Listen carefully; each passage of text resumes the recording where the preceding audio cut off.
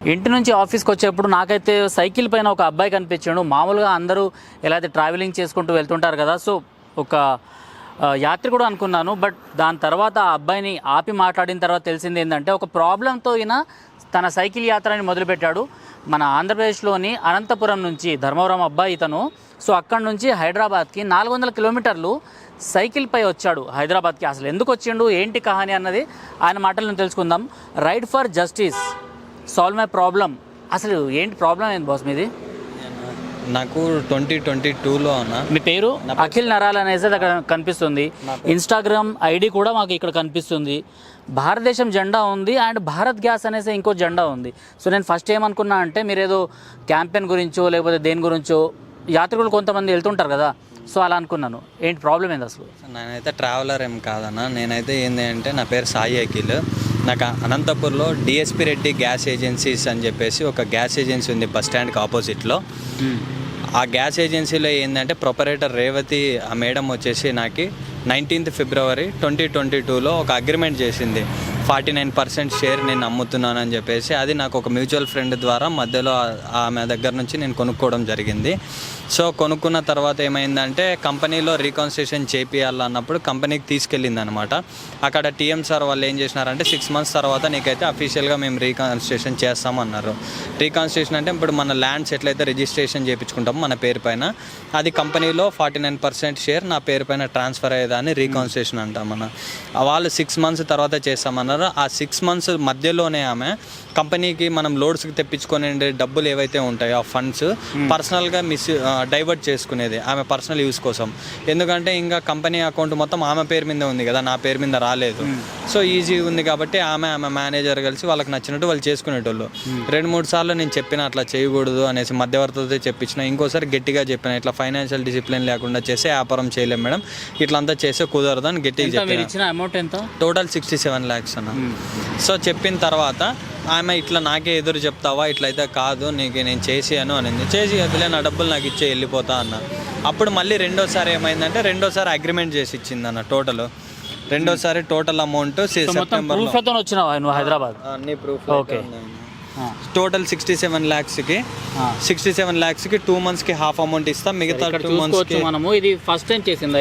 ఇది second time. First time వచ్చేసి ఫిబ్రవరిలో చేసింది అన్న 2022లో 49% అమ్ముతున్నాము అని చెప్పేసి. మళ్ళీ ఇది 6 months తర్వాత, ఇది సెప్టెంబర్ 9th monthలో కరెక్ట్గా 6 months తర్వాత నాకు టోటల్ 67 lakhs ముట్టినాయి. ఏమేమి డబ్బులు 67 lakhs అని టోటల్ పెట్టి ఇక్కడ 67 lakhs.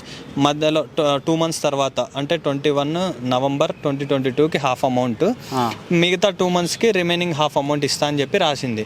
ఒకవేళ ఈకపోతే బీపీసీఎల్ అదే భారత్ పెట్రోలియం కంపెనీలో 49% అంతా అఫీషియల్గా భాగస్వామ్యం నేను పూర్తి చేస్తాను అని చెప్పి రాసింది. ఈ 2 monthsకి ఇయ్యలే, ఈ 4 monthsకి ఇయ్యలే. మోర్ దాన్ 1 year అయిపోయింది. 1 year 2 years అయిపోయినా కానీ ఇయ్యలేదు డబ్బులు. ఫోటోస్ ఎక్కడివి? నేను డబ్బులు పే చేసినప్పుడు నేను పే చేసినప్పుడువి.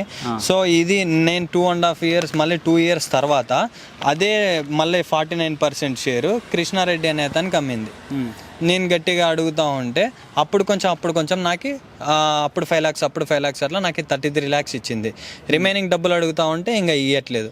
ఒక్కో దగ్గర ఒక అలిగేషన్ నీకు ఇచ్చేసినాను ఒకసారి చెప్తుంది, ఇంకోసారి కంపెనీ ఫైన్లు పన్నాయి అంటుంది, ఇంకొకసారి క్యాష్ ఇచ్చిన ప్రూఫ్స్ లేవు అని చెప్తుంది.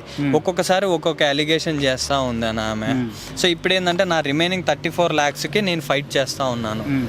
ఇప్పుడు నేను కంపెనీ వాళ్ళకు కూడా నాకంటే ముందు కూడా ఆమె ఇంకొకరికి కూడా అగ్రిమెంట్ చేసి ఇచ్చింది దాన్ని అమ్ముతా ఉన్నట్టు. సో ఈమె ఇదే అంటే మీరు ఉండగా వేరే వాళ్ళకి ఎలా చేస్తారు అగ్రిమెంట్? ఇది ఇంతకు ముందు అదే ఇప్పుడు నాకు ఉండంగానే కృష్ణారెడ్డి అనే అతనికి చేసి ఇచ్చింది అఫీషియల్గా. కృష్ణారెడ్డి అనే అతనికి అఫీషియల్గా 49%. నేను అదే అన్న, నా అగ్రిమెంట్ క్లోజ్ కాకనే మీరు ఇంకొకరికి ఎట్లా అమ్ముతారు? ఈడ ఫస్ట్లో నాకు రాసి ఇచ్చినప్పుడు బాగా క్లియర్గా ఉంది, ఈ దినం నుండి మొదటి 2వ ఇసములు వారి భాగస్వామ్యమును ఇతరులు ఎవరికి ఇవ్వరాదు మరియు అమ్మరాదు అని క్లియర్గా ఉంది. కానీ ఆమె అన్ని అగ్రిమెంట్స్ అన్ని వైలేట్ చేస్తుంది. ఆమెకి ఏ దాని మీద భయం లేదు, ఏ దాని మీద రెస్పెక్ట్ లేదు, ఏం లేదన్న. ఈమెనే ఆమె వాళ్ళ మేనేజర్. ఏం చేస్తే ఈయన వెనకాలండి అన్నీ నడిపిస్తూ ఉంటాడు. ఈయన కృష్ణారెడ్డి అని కొన్న అతను, ఇప్పుడు వచ్చి మధ్యలో కొన్న అతను. సో ఇప్పుడు పరిస్థితి అంటే మీరు 67 lakhs వరకు అమౌంట్ ఎక్కడి నుంచి తీసుకుని వచ్చారు? అంటే మామూలుగా మీరు బిజినెస్లో ఇన్వెస్ట్ చేద్దాం అనుకున్నారు కదా, ఈ అమౌంట్ ఎక్కడి నుంచి సమకూర్చారు? గోల్డ్ బ్యాంక్లో పెట్టి తీసుకొచ్చిన డబ్బులు, నెక్స్ట్ నేను లోన్స్ తీసుకొని అవుట్ స్టాండింగ్ బ్యాలెన్స్లో, ఇవన్నీ కూడా నేను తీసుకొచ్చిన డబ్బులు, బయట నుండి తీసుకొచ్చిన డబ్బులు, ఇంకొన్ని రిలేటివ్స్ దగ్గర నుంచి బారో చేసుకొని హ్యాండ్ లోన్స్ ఇట్లా అన్నీ తీసుకొచ్చిన డబ్బులు, ఇవన్నీ ఇంట్రెస్ట్లు కట్టలేక నాకు చాలా ఇబ్బంది అవుతుంది. 60 lakhs అంటే ఆల్మోస్ట్ ఒక నెలకే 1,20,000 వడ్డీ వస్తుంది అన్న, సంవత్సరానికి 12 లక్షలు వడ్డీ. ఆమె నాకు డబ్బులు రీపే చేసినదే 33 lakhs కూడా అప్పుడు కొంచెం లాస్ట్ 6 months బిఫోర్. 2 years తర్వాత 2 yearsకి నెలకి సంవత్సరానికి 12 లక్షలు అంటే 2 సంవత్సరాలకి 24 లక్షలు వడ్డీలే. ఆమె ఇచ్చిండే 33 లక్షల నుంచి నేను వడ్డీలు కట్టాకే సరిపోయింది. మిగతాది నేను ఎట్లా చేయాలా, ఇప్పటికీ కూడా ఉన్నాయి, ఏం చేయాలా ఏం కథ అనేది అంతా కూడా అర్థం కాలేదన్న. ఇప్పుడు మీరు అక్కడ ఉండి ఫైట్ చేయొచ్చు కదా, ఇప్పుడు ఇంత దూరము 400 kilometers మీరు సైకిల్ పైన ఒక ట్రావెలర్లా యాత్ర చేయాల్సిన అవసరం ఏమొచ్చింది? మళ్ళీ భారత్ పెట్రోలియం, మా భారత్ గ్యాస్ హెడ్ ఆఫీస్ వచ్చేసి ఇక్కడే బంజారా హిల్స్లో ఉందన్న, స్టేట్ హెడ్ ఆఫీసు. వాళ్ళకి నా ప్రాబ్లం వాళ్ళ దగ్గరికి తీసుకొని పోదాము అని చెప్పేసి నేను వాళ్ళకి తెలుసా ఇది? ఇంతకుముందు నేను కంపెనీకి మెయిల్స్ చేసినాను, హార్డ్ కాపీస్ పోస్ట్ నుండి కూడా పంపించినాను, మెయిల్స్ చేసినాను, హార్డ్ కాపీస్ కూడా నేను పోస్ట్ నుంచి పంపించినాను.